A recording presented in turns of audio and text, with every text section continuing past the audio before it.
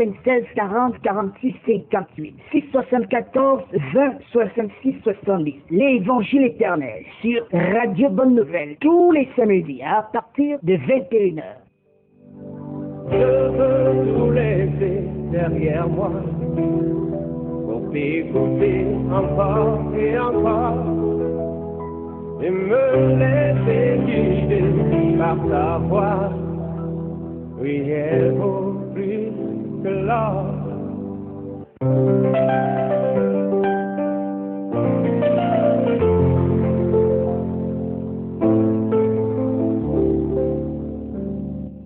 L'Évangile éternel sur Radio Bonne Nouvelle. Je veux t'écouter, oh Père. Tous les samedis, 21h, 22h, prenez part à une étude biblique spéciale sur la 99.6 FM. Chrétiens, non chrétiens, ministres de culte, découvrez le sens caché de chaque verset biblique. Le message de Dieu dans les événements ici constants de la vie. Les prophéties bibliques expliquées terre à terre. Grâce à votre programme, l'Évangile éternel. Explorez la largeur, la longueur, la profondeur et la hauteur des saintes écritures. L'Évangile éternel. Un moment de recueillement avec le patriarche Dieudonné Batsakpidé. Tous les jours. Et me taire devant tes paroles qui restent. Bonsoir, chers frères et sœurs. Bonsoir à toutes les auditrices et auditeurs. Voilà de notre grande émission, notre programme Évangile éternel. Voilà, toujours pour vous servir, le patriarche Dieudonné Batsakpidé Mambaboua. Ce soir encore avec tous les ailes, tout l'amour, tout l'engouement, pour vous donner l'évangile, le vrai évangile en 4 dimensions. L'évangile tel qu'il est, tel qu'il a été, tel qu'il sera. L'évangile éternel. Parle-moi encore et encore, je préfère t'écouter. Voilà, ce soir, nous y sommes une fois de plus, et notre thème de ce soir, c'est l'arbre de vie et l'arbre de la mort. Voilà, nous allons commencer à solfer sur, si vous voulez, tout ce que nous avons pu apprendre pendant plus d'un mois, et dans le cadre de l'éclaircissement ou de l'explication des définitions des concepts de l'évangile éternel. Et je crois qu'avec tout ce que nous avons, maintenant, peu à peu, nous pouvons commencer à nous détacher des formules et pour plonger dans l'étude de la parole, désormais en 4D. Mais ce soir, nous allons encore un tout petit peu y rester parce que nous allons faire une sorte de transition. Nous allons essayer d'apprendre quelque chose, mais en apprenant une fois de plus une formule qui pourrait nous aider partout dans cette étude. Et comme toujours, vous le savez, nous devons prendre la première partie, une affaire de 40-45 minutes pour exposer l'enseignement, et nous vous laisserons à vous l'antenne libre à partir de 21h45 pour que vous soyez évidemment participants, soit en posant vos questions, soit en proposant des thèmes, ou soit juste pour saluer les frères, encourager les uns les autres à continuer à suivre l'évangile éternel. Pourquoi pas seulement nous donner aussi votre témoignage depuis que vous êtes connectés à l'évangile éternel, qu'est-ce qui change? Parce que croyez-moi, tous ceux qui sont partants dans ces voyages vont voir leurs yeux s'ouvrir peu à peu et ils vont commencer à voir désormais le monde différemment et à voir la Bible différemment. Parce que ce sont les prismes ou les lunettes de l'esprit que nous mettons, nous essayons d'apprendre à mettre aux yeux pour mieux lire, pour mieux interpréter, mieux, et si vous voulez, comprendre la parole de Dieu en 4 dimensions. Voilà. Et le thème que nous prenons est un thème très large, ça pourrait nous prendre quelques séances, mais dans ce thème, nous allons essayer d'apprendre beaucoup de choses sur l'arbre de vie, donc, et l'arbre de la mort. Vous comprenez que cela nous renvoie dans la Genèse, et là, dans la Genèse, nous allons lire d'abord quelque chose pour comprendre ce que dit la Bible et ensuite au sujet évidemment de ces deux arbres et nous allons apprendre donc ce que c'est, nous allons essayer d'interpréter en 4D. Voilà, nous prenons le chapitre 2 de la Genèse, voilà, et nous allons lire à partir de la création de l'homme, c'est-à-dire à partir du verset 7. Et l'Éternel Dieu forma l'homme. Voilà, nous prenons lui second, c'est mieux. Là, nous étions dans Darby. Voilà. L'Éternel Dieu forma l'homme de la poussière de la terre. Il souffla dans ses narines un souffle de vie. Et l'homme devint un être vivant. Puis l'Éternel Dieu planta un jardin en Éden du côté de l'Orient. Et il y mit l'homme qu'il avait formé. L'Éternel Dieu fit pousser du sol des arbres de toute espèce. Les arbres de toute espèce, agréables à voir et bons à manger. Et l'arbre de la vie au milieu du jardin. Et l'arbre de la connaissance du bien et du mal. Un fleuve sortait d'Éden pour arroser le jardin, et de là, il se subdivisait en 4 bras. Le nom du premier était Pishon, c'est celui qui entoure tous les pays de Havila, où se trouve l'or de ces pays est pur.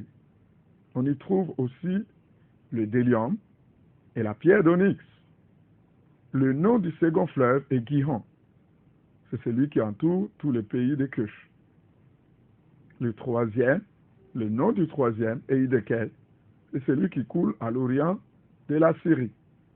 Le 4e fleuve, c'est l'Euphrate. Verset 15. L'Éternel Dieu prit l'homme et le plaça dans le jardin d'Éden pour le cultiver et pour le garder. L'Éternel Dieu donna cet ordre à l'homme. Tu pourras manger de tous les arbres du jardin, mais tu ne mangeras pas de l'arbre de la connaissance du bien et du mal, car le jour où tu en mangeras, tu mourras. Amen. Voilà, ça c'est pour Genèse 2, et nous prenons Genèse 3, et nous allons ici lire à partir du verset 1er. Le serpent était le plus rusé de tous les animaux des champs que l'Éternel Dieu avait fait. Il dit à la femme, Dieu a-t-il réellement dit, vous ne mangerez pas de tous les arbres du jardin? La femme répondit au serpent, nous mangeons du fruit des arbres du jardin. Mais, quant au fruit de l'arbre qui est au milieu du jardin, Dieu a dit, vous n'en mangerez point et vous n'y toucherez point, de peur que vous ne mouriez. Alors le serpent dit à la femme, vous ne mourrez point.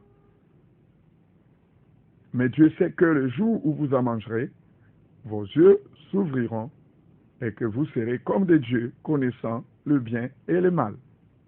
La femme vit que l'arbre était bon à manger et agréable à la vue, et qu'il était précieux pour ouvrir l'intelligence. Elle prit de son fruit et en mangea. Elle en donna aussi à son mari qui était auprès d'elle, et il en mangea. Les yeux de l'un et de l'autre s'ouvrirent, ils connurent qu'ils étaient nus, et ayant cousu des feuilles de figuier, ils s'enfuirent des ceintures. Voilà, je crois que nous pouvons nous arrêter là. Et nous allons lire les derniers versets. Le dernier passage, si vous voulez, à partir du verset 22 du même chapitre, donc 3.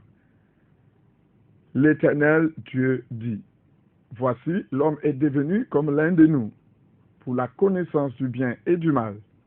Empêchons-le maintenant d'avancer sa main, de prendre de l'arbre de vie, d'en manger et de vivre éternellement. » Et l'Éternel Dieu le chassa du jardin d'Éden pour qu'il cultivât la terre d'où il avait été pris.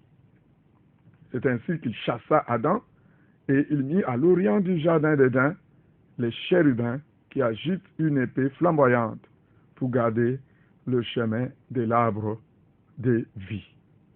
Amen. Oh, gloire à Dieu. Un très long passage, mais important pour nous, parce que vous savez, tout commence par la première dimension. On ne peut pas faire une étude biblique sans première dimension, sans largeur. Vous savez, nous sommes là en train d'essayer de commencer à utiliser tous les éléments que nous avons appris lors de définition du concept évangile éternel.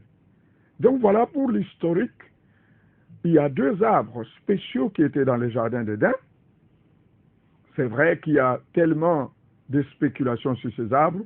Déjà, il y en a qui ne savent pas qu'il y avait deux, parce que seul l'arbre de la connaissance du bien et du mal a tellement fait parler de lui négativement qu'il a attiré toute l'attention, cristallisé toutes les attentions, au point que plusieurs pensent qu'il y avait un arbre dans le jardin, et c'est celui, un arbre spécial si vous voulez, c'était l'arbre de la connaissance du bien et du mal. Or, à côté de l'arbre de la connaissance du bien et du mal, il y avait un autre qui était l'arbre de vie. Selon la lecture que nous avons faite, vous voyez bien que dès le début du chapitre 2, c'est-à-dire dès la création de l'homme, la Bible va nous expliquer dans quelles conditions Dieu a créé l'homme et où il avait placé l'homme. Et la description du lieu fait état d'un certain nombre de types d'arbres. On peut en citer 4, si vous voulez. Dieu a cité des arbres bons à manger et des arbres agréables à voir. Et on peut maintenant ajouter l'arbre de vie au milieu du jardin même et l'arbre de la connaissance du bien et du mal. Il y avait 4 types d'arbres dans ce jardin. Et rapidement, vous pouvez bien voir que les 2 premiers types sont naturels, donc les arbres beaux à voir, c'est-à-dire les fleurs, et les autres sont typiquement bons à manger, c'est-à-dire tout ce qui est comestible. Ça aussi, c'est naturel. Mais l'arbre de vie était spécial. C'est pour ça qu'on nous dit déjà que c'était au milieu même du jardin, au centre du jardin. Et aussi l'arbre de la connaissance du bien et du mal. Un peu plus bas, quand Dieu mettra l'homme dans ce jardin, il lui dira, tu pourras manger de tous les arbres du jardin, y compris évidemment l'arbre de vie, mais tu ne mangeras pas de l'arbre de la connaissance du bien et du mal, car le jour où tu en mangeras, tu mourras. Voilà.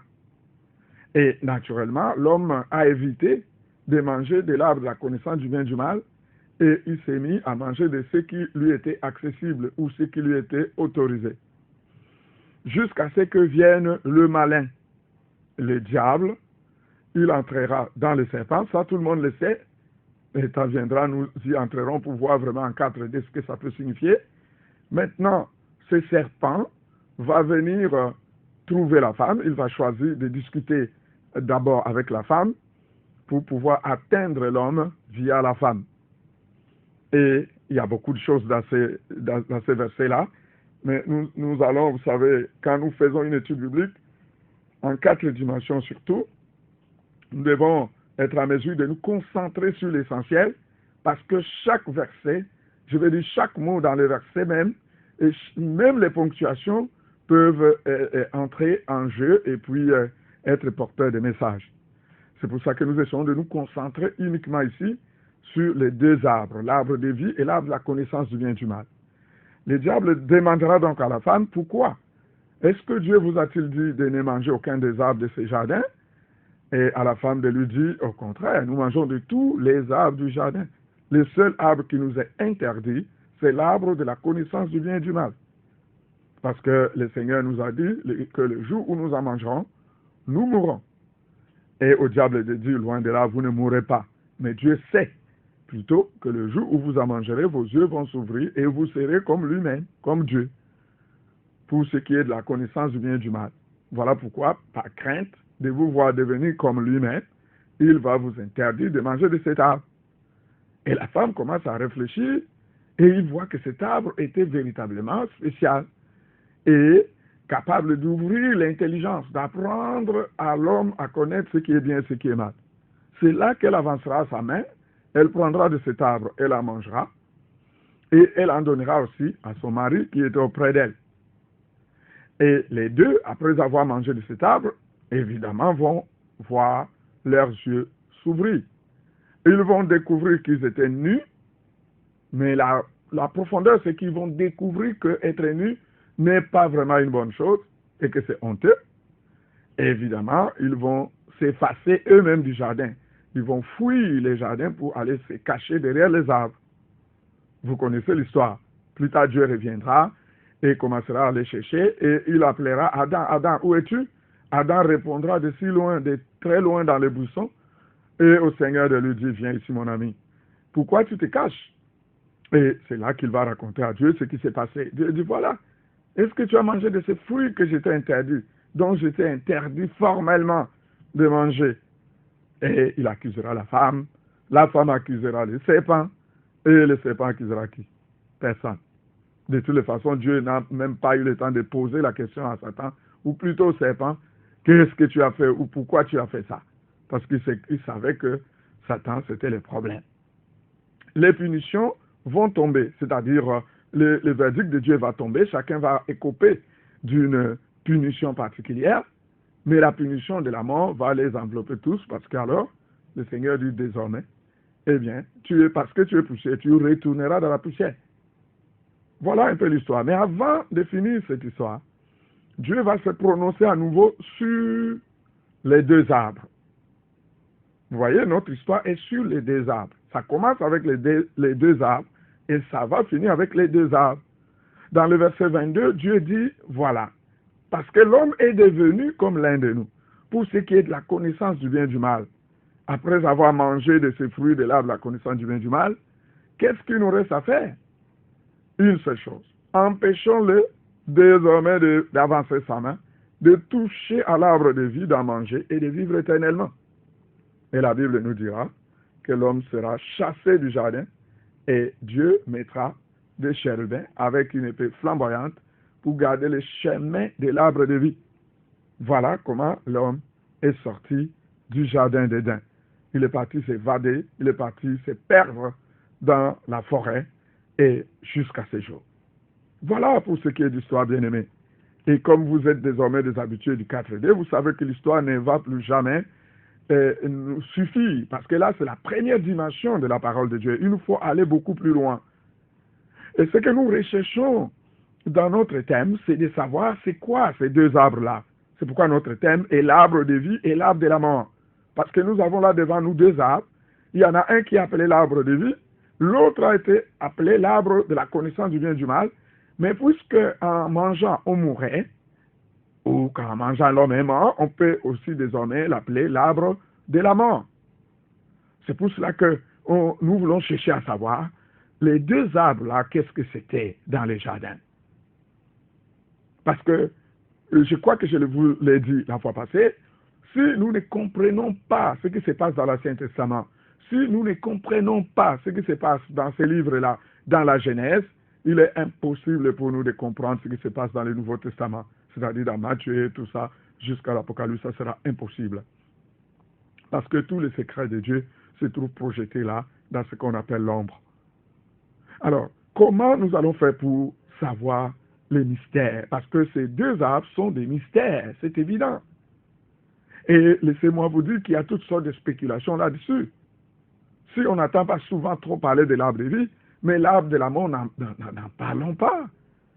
Donc nous avons du pain sur la planche et nous allons essayer d'écarter tout ce qui n'est pas bien et pour nous donner ce qui est bien, ce qui est nécessaire pour notre salut, pour notre vie spirituelle.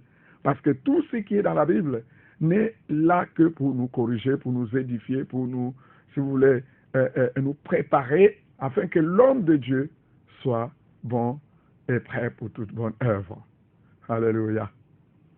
C'est là que ce soir, nous allons chercher à utiliser un outil, parce que, vous savez, la révélation de Jésus-Christ est quelque chose d'unique, ou, si vous voulez, la Bible est une sorte de forêt de révélation, et à tel point que si vous essayez d'y entrer sans le guide, qui est le Saint-Esprit lui-même, c'est la catastrophe assurée. Vous êtes assuré de vous égarer dans cette forêt-là. Alors, sachez que la seule personne qui peut nous aider à accéder donc à la révélation de ces deux arbres-là, c'est bel et bien le Saint-Esprit. Mais le Saint-Esprit y arrive par des moyens. Ce n'est pas par la magie. Le Saint-Esprit a des outils qu'il utilise pour permettre à l'enfant de Dieu, pour permettre aux enfants de Dieu d'accéder au dépôt de la révélation. Comme le Seigneur Jésus l'a dit, que quand il viendra, il prendra de ce qui est à moi et il mettra en vous. C'est lui qui est le dépositaire exclusif de la connaissance de Dieu ou des révélations de Jésus-Christ. Et rapidement, pour ne pas tourner autour du pot, l'instrument ou l'outil, l'un des outils, pour être plus précis, que le Saint-Esprit utilise pour nous aider à accéder au dépôt des révélations, c'est ce que nous allons apprendre ce soir, c'est le principe biblique d'équivalence. Voilà, vous avez bien entendu le principe biblique d'équivalence. Évidemment, ce n'est pas le seul principe, ce n'est pas la seule formule, il y en a plusieurs autres, ce n'est pas le seul outil que le Saint-Esprit utilise.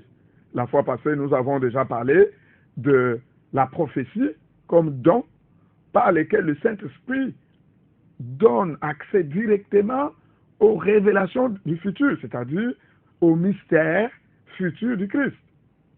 Nous avons aussi parlé de la parole de connaissance comme don, qui est un outil par lequel le Saint-Esprit donne directement aux prophètes ou directement à ses enfants la connaissance des mystères passés du Christ ou des mystères présents du Christ. On peut ajouter encore la parole de sagesse, qui est aussi un autre outil de révélation par lequel le Saint-Esprit accorde des solutions instantanées, des solutions directes de la part de Dieu à ses enfants dans des situations compliquées, dans des situations impossibles, des situations inextricables.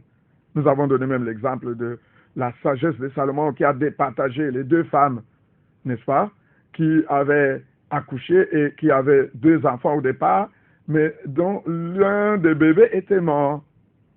Et il fallait départager les deux femmes qui réclamaient le seul bébé restant. Dieu a donné à Salomon, par parole de sagesse, quelques mots qui ont départagé les deux femmes et personne ne pouvait s'y tromper. La mère de l'enfant était la seule qui pouvait avoir compassion de l'enfant et réclamer qu'on donne l'enfant même à la femme qui n'est pas sa mère pourvu que l'enfant vive. Voilà.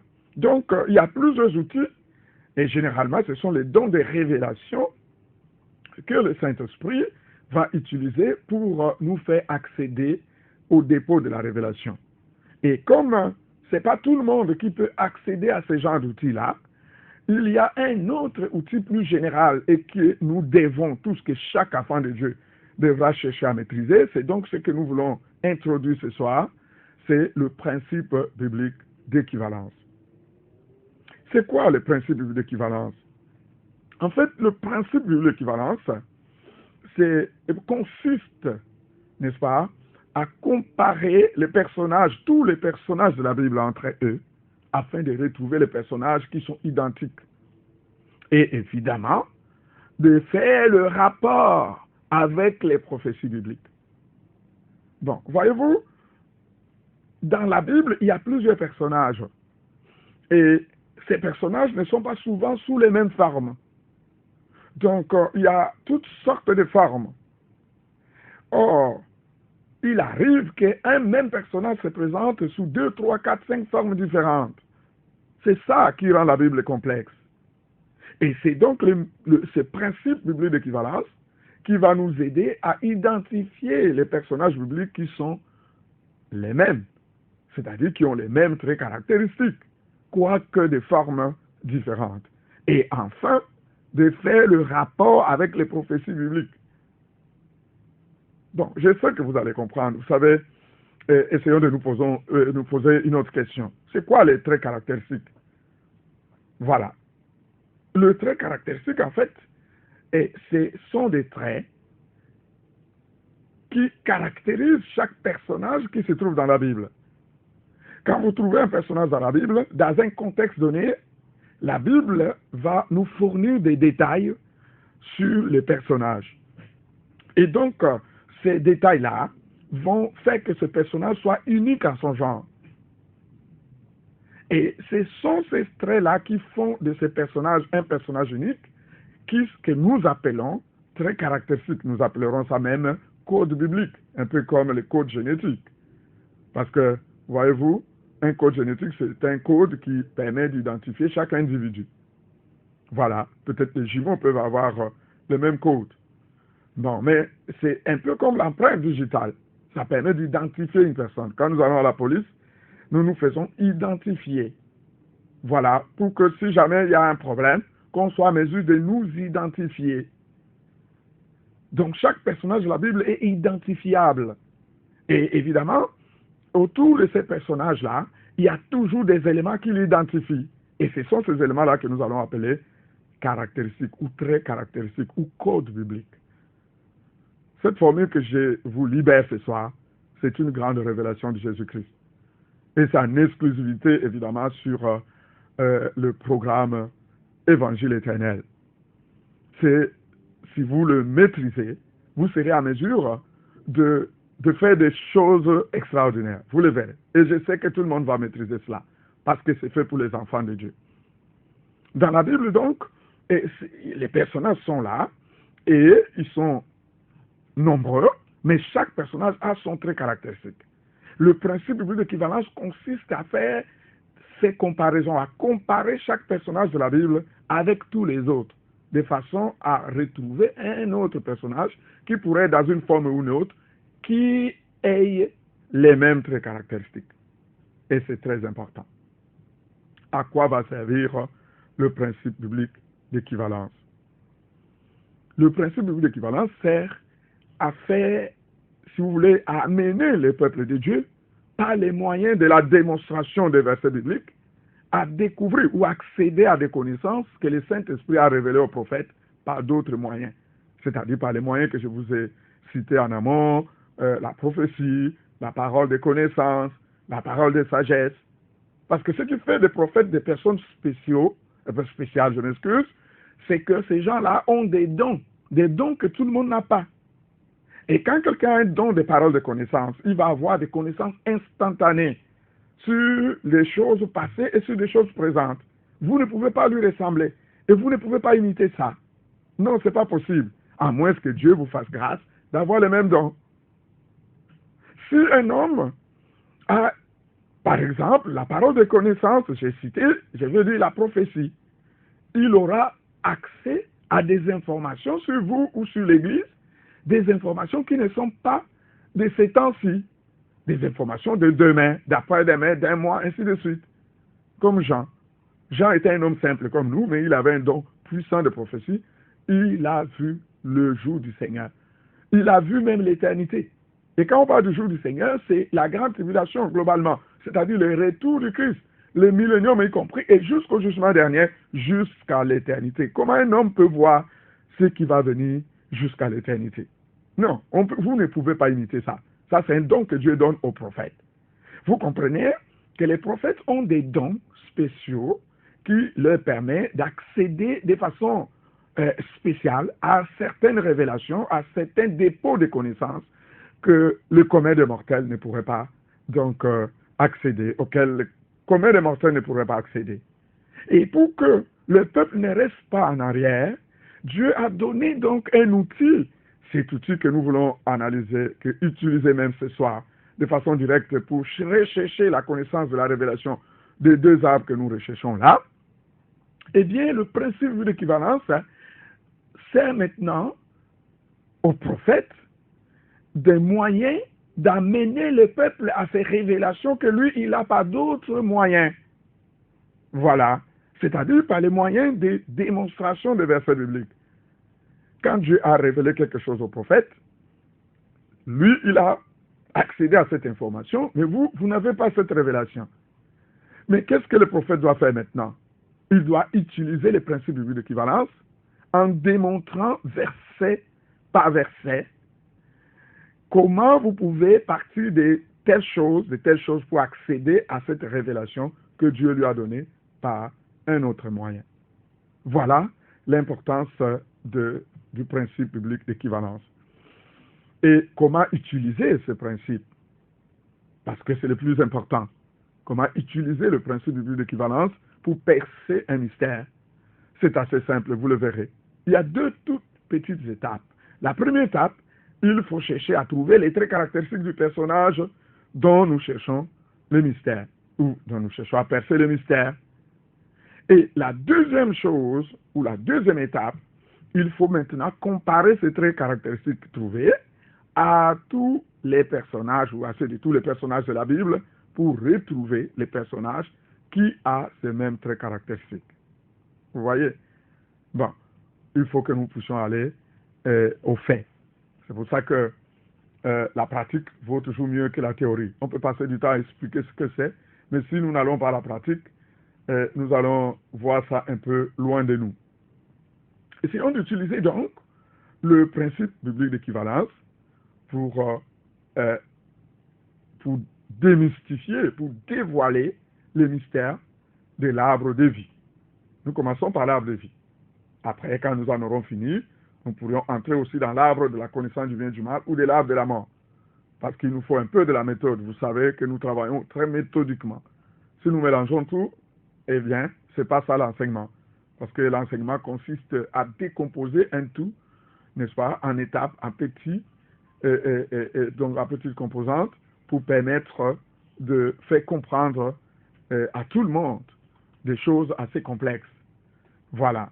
Et maintenant, l'arbre de vie, c'est quoi? Pour utiliser le principe biblique d'équivalence, nous l'avons dit, il y a deux petites étapes. La première consiste à rechercher les traits caractéristiques de notre personnage mystérieux. Et nous commençons par là. Quels sont donc les traits caractéristiques de l'arbre de vie? Est-ce que les données sont là? Évidemment, les données sont là. C'est pourquoi nous avons commencé par lire les textes. Nous avons commencé par calculer la largeur. Parce que lire les textes de la Bible, dans le langage de 4D, veut dire calculer la largeur. Nous avons la largeur exacte. C'est-à-dire nous avons des textes bibliques exacts qui nous décrivent ce qu'est l'arbre de vie. Maintenant, allons-y un peu et essayons de trouver quels sont ou quels étaient les traits caractéristiques de cet arbre-là appelé arbre de vie. Premièrement, le nom même. Vous comprenez? Parce que le nom même que Dieu a donné à cet arbre traduit déjà quelque chose. C'est important dans la Bible, et ça vous devez le retenir. Le nom pour Dieu est un attribut. Le nom n'est pas une décoration, loin de là.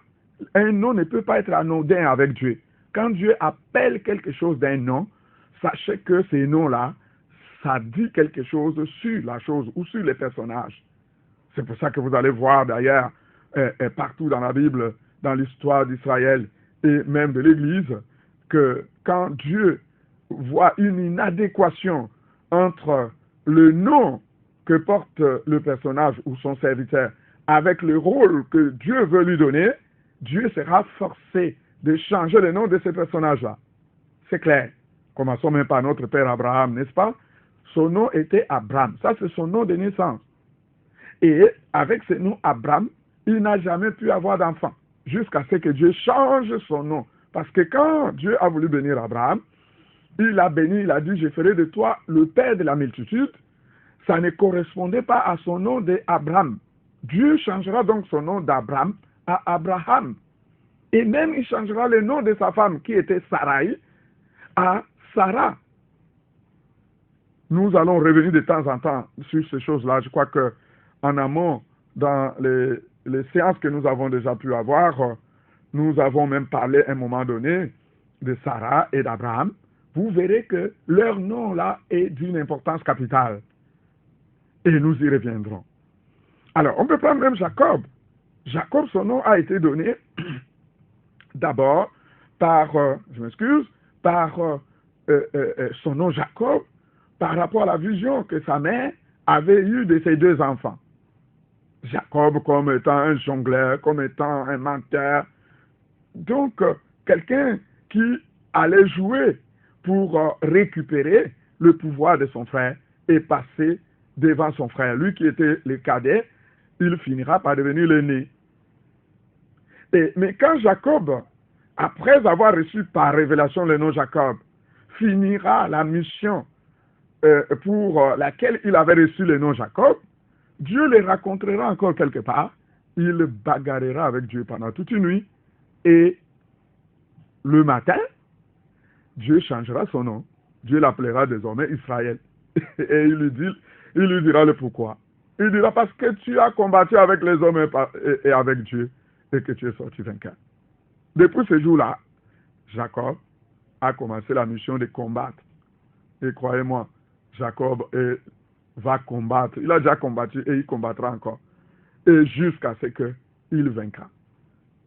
Et c'est étonnant, mais pas avant d'avoir été frappé sérieusement par Dieu. Parce que le Seigneur déboîtera sa hache au point que les enfants d'Israël ont pris donc pour coutume de ne plus manger à l'emboîture de la hache. Donc tout de la hache, donc tout animal, ou tout gibier, ou tout bétail.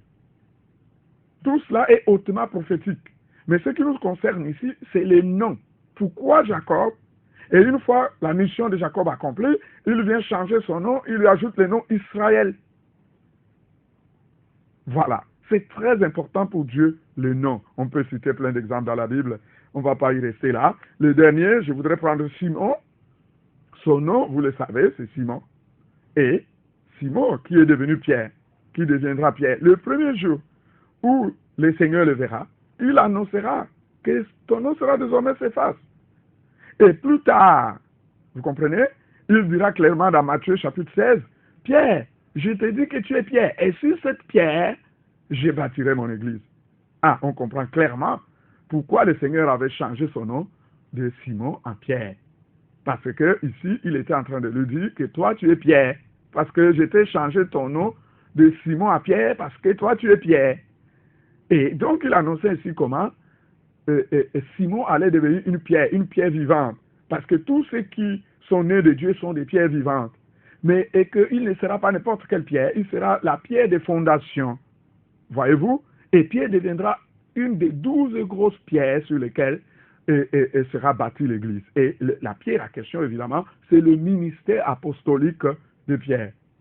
Bon, vous voyez, tout est révélation dans la Bible. Mais ce qui nous importe ici, c'est le nom. Pourquoi Dieu change le nom de ses serviteurs? Du coup, dans la Bible, faites attention chaque fois au nom que Dieu donne. Quand Dieu donne un nom, alors ce nom-là veut dire quelque chose. Si nous revenons sur l'arbre de vie, Dieu l'a appelé arbre de vie. Et par le fait même, ça veut dire que cet arbre-là avait pour rôle de donner la vie.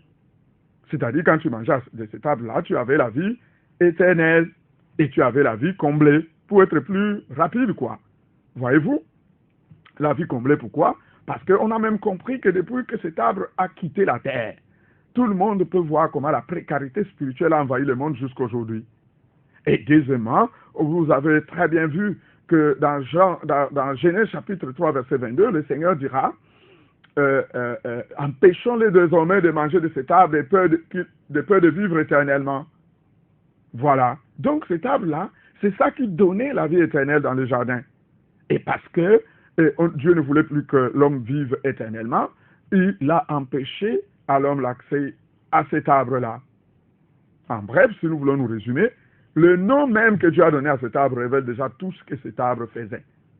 Cet arbre était l'arbre de vie, ça donnait la vie, donc la vie comblée et la vie donc éternelle. Voilà ce que donnait cet arbre-là.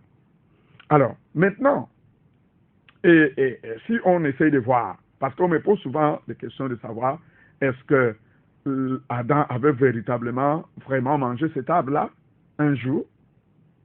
Ou bien c'est seulement après, quand il a mangé l'arbre, la connaissance du bien et du mal, que Dieu viendra l'empêcher donc de manger de cet arbre de telle sorte que il ne vit plus éternellement comme nous avons lu. Ce qui veut dire que s'il en avait mangé, il aurait pu vivre éternellement dans cette situation misérable dans laquelle nous sommes. Quelque chose de ce genre. Il y a beaucoup de questions qui vont dans ce sens. Mais ça, ce sont, si vous voulez bien, des erreurs d'appréciation. L'homme mangeait déjà de l'arbre de vie. Pour deux bonnes raisons. La première raison, d'ailleurs, la plus évidente, c'est que l'arbre n'était pas interdit. Dieu a dit à l'homme, tu mangeras de tous les arbres du jardin, sauf de l'arbre de la connaissance du bien et du mal. Ça veut dire, tu mangeras de tous les arbres, y compris l'arbre de vie. Seul l'arbre de la connaissance du bien et du mal, donc que tu devras éviter. C'est aussi simple que ça. Bon, maintenant, la deuxième raison, et qui est aussi évidente, voyez-vous, c'est que l'homme était vivant. Et l'homme avait la vie éternelle au commencement. Maintenant, dites-moi, il n'y avait que deux arbres dans ce jardin, l'un donnait la vie et l'autre donnait la mort. Or, au commencement, l'homme était vivant. Hein? C'est évident qu'il mangeait de l'arbre qui donnait la vie. Parce qu'il n'y avait que deux choses, la vie et la mort. Et il y avait dans ce jardin deux arbres, la vie, l'arbre qui donne la vie, et l'arbre qui donne la mort. Et on remarque que l'homme était vivant au commencement. Et qu'on lui a même clairement dit, tant que tu ne mangeras pas de l'arbre de la connaissance du bien et du mal, tu vivras. C'est-à-dire, l'homme avait la vie éternelle au commencement. Et comment l'homme pouvait avoir la vie éternelle sans manger de l'arbre qui donne la vie éternelle? Vous voyez que c'est évident que l'homme mangeait de l'arbre de vie et il avait la vie éternelle au commencement, jusqu'à ce qu'il commette l'erreur de manger de l'arbre, évidemment, de la connaissance du bien et du mal. Il y a beaucoup d'autres petites questions sur cet arbre, peut-être vous poserez. Je vous laisse le temps de les poser pour que nous puissions aussi y répondre. Mais, en un mot, nous pouvons résumer que le code biblique de l'arbre de vie, c'est-à-dire les traits caractéristiques de l'arbre de vie, c'est quoi? C'est de donner la vie comblée et de la prolonger pour l'éternité. Ça, c'est la première étape du principe biblique d'équivalence. Maintenant, la deuxième étape, c'est quoi? Parce que nous avons dit, pour utiliser le principe biblique d'équivalence, la première étape consiste à retrouver les traits caractéristiques du personnage. Maintenant, la deuxième étape va consister à comparer ces traits caractéristiques-là avec les autres personnages de la Bible pour voir quel autre personnage pourrait, si vous voulez, avoir donc le même trait caractéristique.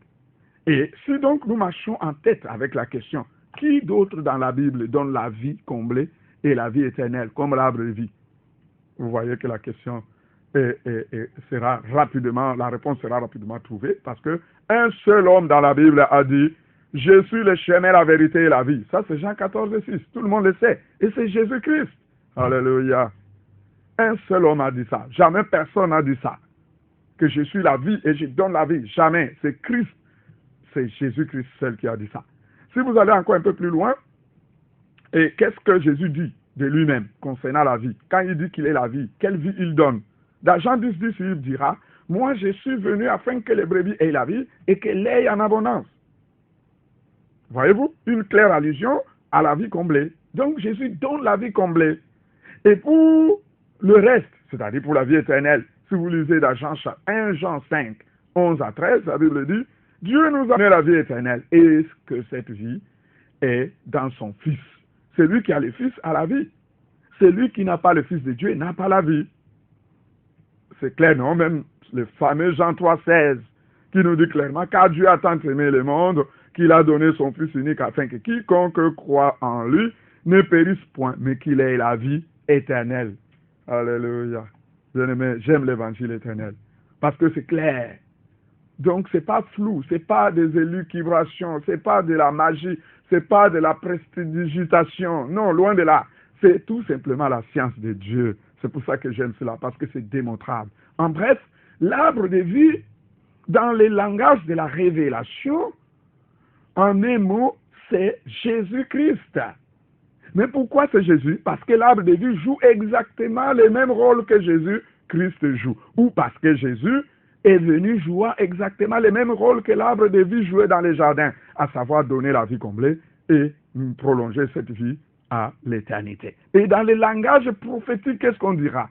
Dans le langage prophétique, on dira que l'arbre de vie, c'est la figure du Christ, ou que l'arbre de vie annonçait la venue de Jésus-Christ. Oh God, je te rends grâce de ce que tu as ouvert les yeux de tes enfants pour comprendre cela. Le temps est vraiment très serré avec nous et nous sommes déjà à la fin de la partie enseignement et le micro est libéré, ce micro, l'antenne est libre désormais et nous allons comme toujours vous recevoir au même numéro 6 96 40 46 58 et pour pouvoir soit poser votre question, soit intervenir d'une manière ou d'une autre, soit proposer quelque chose, soit donner votre témoignage depuis que vous êtes en connexion avec l'évangile éternel. Et voilà, nous sommes là pour vous.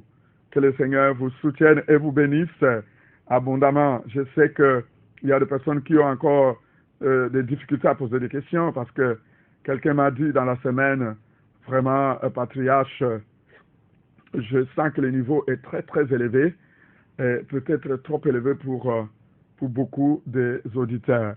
Évidemment, ce qu'il dit est vrai, mais nous n'avons pas de choix. Nous avons une science qui doit nous sauver, et quelle qu'elle soit, nous allons l'atteindre. En général, c'est quand nous disons que nous ne pouvons pas qu'il nous arrive de ne pas pouvoir. Mais ce qui est vrai, c'est que la parole de Dieu a été faite pour nous, les hommes, et nous allons y accéder. Donc, généralement, je ne crois pas trop à ce que on pense que la parole de Dieu doit être pour une certaine catégorie de personnes. Voilà, nous avons en ligne quelqu'un que nous voulons prendre. Voilà. Voilà, nous prenons. Voilà. Allô? Allô? Voilà, allô? Vous êtes à l'antenne? Bonsoir, patriarche. Bonsoir, bien-aimé. Il faut toujours nous rappeler votre prénom. L'enseignement de ce soir. Je suis frère Aurélé depuis les Pays-Bas. Voilà, nous savons, vous êtes déjà un habitué. Frère Aurélé. Voilà. Vous avez l'antenne. Patriarche, merci encore pour les enseignements. Merci encore pour l'enseignement de ce soir. Et j'ai une petite question, patriarche, qui me taraude un peu. Voilà, nous vous écoutons. Ce soir, vous avez insisté ce soir sur la vie comblée et la vie en abondance. Ouais. Je voudrais savoir exactement quelle est la différence entre ces deux thèmes, la vie comblée et la vie en abondance. Et est-ce que tout le monde peut donc ressentir cette vie comblée ou cette vie en abondance? Très bonne question. Très bonne question. Merci, frère. Déjà, c'est clair que tout le monde ne peut pas ressentir cette vie-là parce qu'on a bien vu que cette vie-là, on l'a uniquement quand on mange de l'arbre de vie. Parce que c'est l'arbre de vie qui donne cette vie. Et gloire à Dieu, nous savons que l'arbre de vie, c'est Jésus. Donc, celui qui a Jésus peut avoir cette vie-là, cette vie comblée. Parce que celui qui n'a pas Jésus, c'est-à-dire celui qui n'a pas accès à l'arbre de vie, ne peut pas naturellement avoir cette vie-là. Mais c'est quoi la vie comblée? Parce que la question est très importante. Je crois que dans la première ou la deuxième, si vous voulez, émission de la série Programme Évangile éternel, j'ai essayé d'expliquer le problème que nous avons aujourd'hui sur l'évangile éternel, qui est l'évangile de la vie comblée, et l'évangile de la prospérité, qui est une copie ou une piraterie de l'évangile de la vie comblée. Ok. La nuance, c'est que Jésus dit être venu pour donner la vie elle-même en abondance. C'est la vie en abondance qu'on appelle la vie comblée ou la vie d'abondance. Mais il ne faut pas confondre ça avec l'abondance dans la vie, c'est-à-dire avoir l'abondance des biens matériels, avoir l'abondance financière, avoir l'abondance des choses dans la vie. Donc, il faut bien nuancer. Vous comprenez? La vie comblée, c'est quand on a la vie elle-même en abondance. C'est un merveilleux mélange des choses. Vous comprenez? C'est-à-dire les sentiments de satisfaction, donc de pleine satisfaction, je veux dire, l'espoir de la vie comblée, la vie éternelle, et plein de choses donc, que vous ressentez et qui ne peuvent venir que de la parole de Dieu. L'absence de la culpabilité, l'absence du poids du péché, Donc, le ressenti de la paix avec Dieu, la paix avec soi-même, la paix avec les autres. Vous comprenez, il s'agit ici des sensations magiques, des sensations sublimes que l'on ne peut recevoir, que l'on ne peut ressentir qu'en Christ, que quand on mange l'arbre de vie. Et c'est différent de la jouissance des biens matériels. Vous pouvez avoir beaucoup de biens matériels et vous n'avez pas la paix du cœur. Et vous ne vivez pas le bonheur. Le bonheur n'est pas l'abondance des biens matériels, mais le bonheur, c'est l'abondance de la vie elle-même. Et Christ est venu, non pas parce qu'il n'y avait pas de richesse dans le monde, loin de là. Parce que les dons, par exemple, des richesses, si vous voulez, l'onction du mariage, l'onction des richesses, l'onction de ces choses-là, existaient déjà. Dieu les avait déjà libérés. Le mariage, c'est depuis Adam et Ève. Les Esther même ont eu de cette onction-là. Les richesses, les Salomon en ont eu cette onction-là. Mais il y avait une onction qui n'avait jamais été là dans l'Ancien Testament, mais qui était là au tout début, au commencement, parce qu'au commencement était la parole. Et cette onction-là, c'est l'onction de la vie elle-même en abondance, le bonheur parfait. Voilà un peu ce que nous pouvons dire. Voilà, en réponse de la question de notre bien-aimé Nana, qui nous appelle toujours, c'est un habitué de l'émission de la Hollande, du Pays-Bas. Que le Seigneur vous bénisse. L'antenne est toujours ouverte et libre pour que quelqu'un intervienne. C'est vrai que le temps est vraiment très court et nous travaillons là-dessus pour essayer de trouver un peu plus de temps. Voilà. Nous avons encore quelqu'un. Voilà. Bonsoir, frère. Voilà, c'est le frère John de Bonaberry, un habitué de la chose, de la parole en 4 dimensions. Nous vous écoutons, frère. Je crois que c'est vrai que je préfère attendre l'expérience de certainement les semaines suivantes avec l'arbre de la connaissance du bien et du mal. Oui. Je crois que ce sera complémentaire certainement au cours d'aujourd'hui. Oui, c'est sûr. Peut-être éventuellement à ce moment-là. Ouais. Poser une question sur le cours par rapport à ce qui a été fait aujourd'hui. Ouais. Donc, je crois que c'est ce qui peut être appréciable dans ce qui est dit jusqu'ici, c'est que tout ce qui est dit pour le moment est en respect avec et conforme aux Écritures. Amen. Et donc pour le moment, je crois qu'on peut être satisfait de se rendre compte qu'il n'y a pas de dérive. Amen. Et c'est bon, peut-être qu'il peut y avoir des gens qui sont pas contents, mais il y en aura toujours, je sais pas. Mais en ce qui concerne ce qui est dit, pour le moment, je crois que c'est très satisfaisant. Donc, j'encourage évidemment l'émission. C'est dommage, d'ailleurs, même si ça ne tenait qu'à moi, ça serait passé tous les soirs pour qu'on puisse avoir la possibilité de suivre ça. Voilà. Mais bon, comme c'est une fois par semaine, c'est pas grave, on va patienter et puis on verra comment est-ce qu'on avance. Amen. Merci beaucoup, frère. Allez, bonsoir. Bonsoir. Merci beaucoup, frère. Je crois que nous tous, nous y pensons, que Dieu nous aide et que vraiment, il nous accorde de plus en plus de moyens parce que nous avons besoin de beaucoup plus de moyens pour, pourquoi pas, faire de notre mission quelque chose qui passe tous les jours parce que l'Église a vraiment besoin de la parole pure, la parole sans mélange. Et nous prions à ce que le Seigneur nous assiste et nous pousse à continuer toujours dans ce sens-là, parce qu'en fait, nous sommes là pour dire la parole et rien que la parole. Et nous ne devrions pas dire une seule chose qui vienne de nous-mêmes, comme si nous avions une sémence en nous-mêmes à donner à l'Église de Dieu. Nous n'avons que la sémence de Dieu. Merci beaucoup au frère John qui nous encourage toujours. Ça fait toujours du bien que l'on soit encouragé. Tout le monde a besoin de cela. Nous, surtout, nous en avons besoin, nous qui sommes au fond et qui luttons pour vous. Merci pour ce soutien, merci pour vos prières également.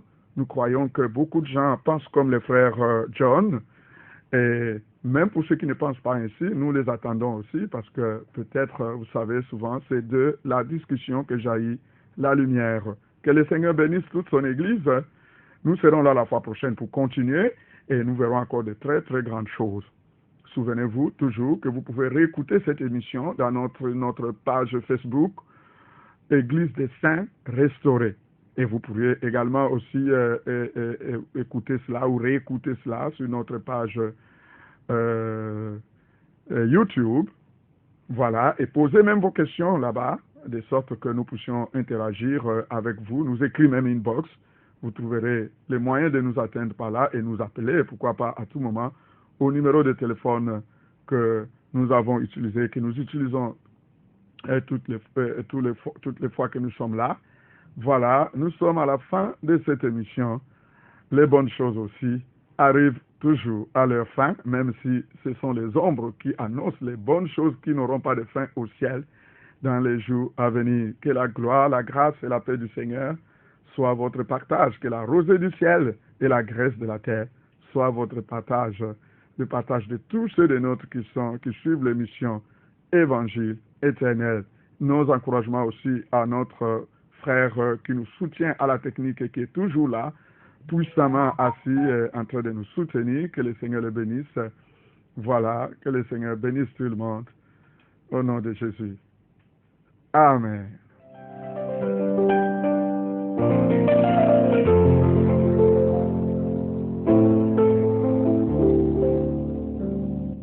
L'Évangile éternel sur Radio Bonne Nouvelle. Je veux t'écouter, oh Père. Tous les samedis, 21h-22h, prenez part à une étude biblique spéciale sur le 99.6 FM. Chrétiens, non chrétiens, ministres de culte, découvrez le sens caché de chaque verset biblique. Le message de Dieu dans les événements et circonstances de la vie. Les prophéties bibliques expliquées terre à terre. Grâce à votre programme, l'Évangile éternel. Explorez la largeur, la longueur, la profondeur et la hauteur des saintes écritures. L'Évangile éternel. Un moment de recueillement avec le patriarche Dieudonné Bachai-Pibé. Tous les jours. Et me faire devant tes paroles qui résonnent. Oh, ta parole est une semence. Proposez vos sujets et posez vos questions au numéro de téléphone 696 40 46 58 674 20 66 70. L'Évangile éternel sur Radio Bonne Nouvelle tous les samedis à partir de 21h. Je veux tout laisser derrière moi pour t'écouter encore et encore et me laisser guider par ta